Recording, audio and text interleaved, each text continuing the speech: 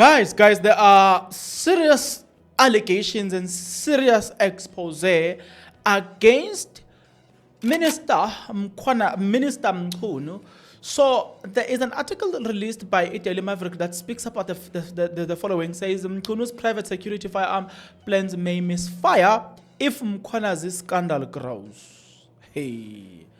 So then you ask yourself a question. What is it? So apparently, Mchunu is linked to some private security company. Mchunu, guys. That man. Hey. But it makes sense at the same time, because when you become a politician, two things that happens to you. One is that you may have your own way of climbing the ladder without the assistance of somebody. But once you are there are people who will identify you definitely. Because now you occupy the position of power and they want to use your power to their benefit. So they may offer you anything. At this moment, I'm not necessarily surprised, but let's read this. Earlier this year, Minister of Police Mchunu signed off a proposal to tighten firearm controls in the private security sector. A recent accusation against him, meanwhile, which he had denied, has tied to gun and the security industry. Now, this scandal will take you back to who? Matlala. Hey! This thing is very deep, guys. This thing is very deep. It needs you to have time. But let's read this part. It says, scrap beneath the surface of the several accusations recently leveled against Minister Mchunu, the embattled police minister. Key themes, including firearms and private security, emerge. The combination of themes have caused controversy before in South Africa. Now, there are long-running suspicions that some people, including gangsters, manipulate private security, that they exploit businesses to gain access to firearms and use certain companies as a front. You know, listen to this. This part, I don't know if you see what comes into your mind, or I don't know what you see in your imagination. You go back to Matlala, for instance. Matlala had a quest to control the streets. This you see by the attempted murder on Sibanyoni, the other DJs, the taking of DJ somebody, the recent person that died now, Jerry, who happens to own a private security company. I mean, a private VIP protection company. All of that, it takes you back to this man, Matlala, who wanted control. And now you know that the minister is in his pocket. What do you think? Don't you think he would have created laws that favors him? Do you think the suggestion from the minister was genuinely because he was concerned? Or it was to deal with competition so that they can continue to prosper? Listen to this. Roger private security can lead to the protection rackets, with service forced forced on business and money demanded in return. In other words, extortion. Example of security turned inside out is what happened in Nyanga, Cape Town in January. A taxi guard was killed and 7 others were wounded in a shootout when 2 rival security companies, believed to be based in KwaZulu-Natal, allegedly took on each other. Rifles and handguns were confiscated after that incident. This is roughly where Mchunu fits in.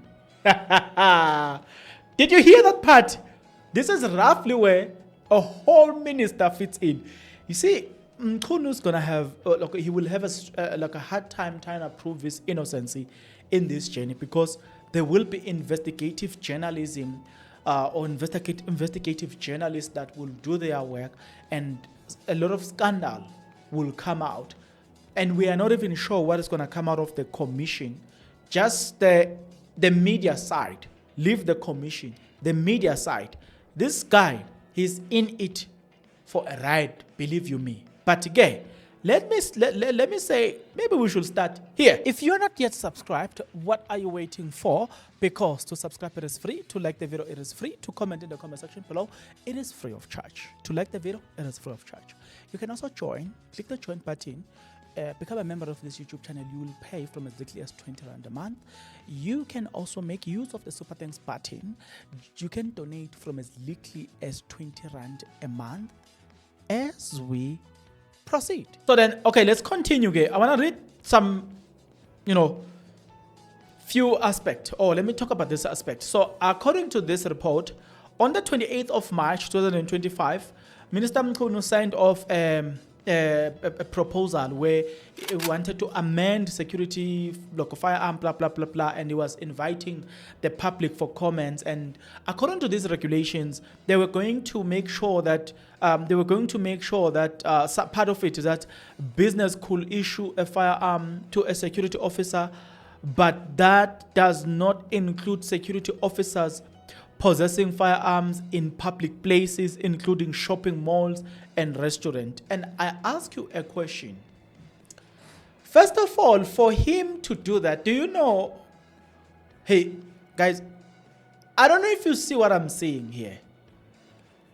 It's not safe in the mall. It's not safe on the street. It's not safe on the restaurant.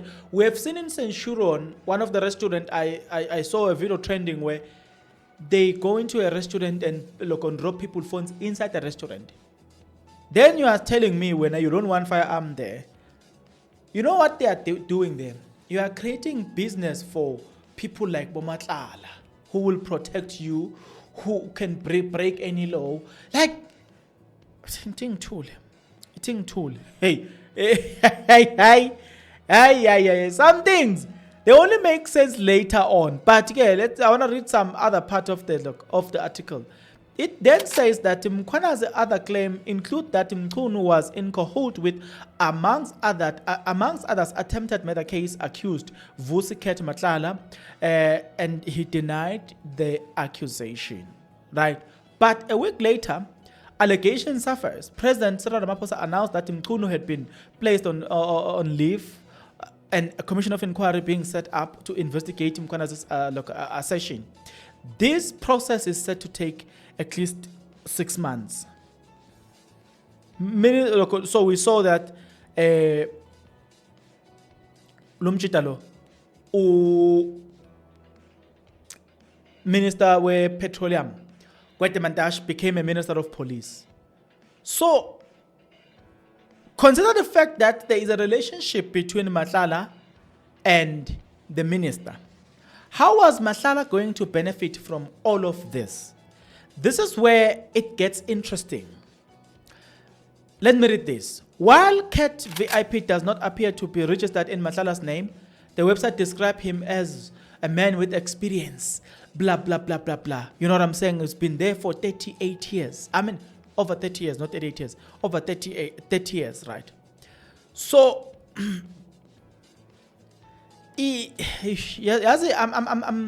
the more I think about it, it's the more I actually realize that it's not safe anymore. I'm even struggling to read some part of this because the more I think about it, it is not safe anymore. Like, it is really not safe anymore.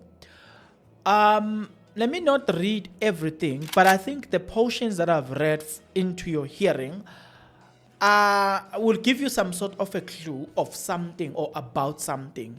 And I want to leave it here for today with the hope that we shall see each other on the next episode. But for a moment, before I leave you, I want you to think of it this way. In South Africa, crime is at its peak. Then you propose that you don't want firearm in the public place, as if security companies, hey guys, as I'm thinking about this, I'm like, the minister, what was he thinking about this? Like, who sat down and said this is the perfect thing you can do?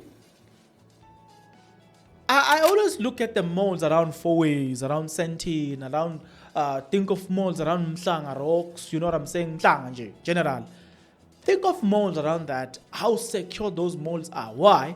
Because of private security companies. Think of okay, I'm not going to talk about private space, but think of things like that. Those malls, you can hardly hear an incident of robbery there. Why? Because of that. Now, think of it again this way.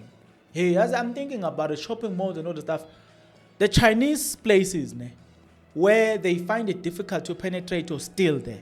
Look, have you been there? Have you noticed that those guys, they don't compromise security? Now, because they will be regarded as a shopping mall or shopping center or whatever shopping thing, then you are simply saying now you are removing the firearms. What are you expecting? I'll give an example. If you look at the likes of Johannesburg, for instance, and you look at Dragon City, where you find most people are buying there, so there's a lot of money, and these Chinese, they do a lot of cash than cards. So there's a lot of cash, it's guaranteed.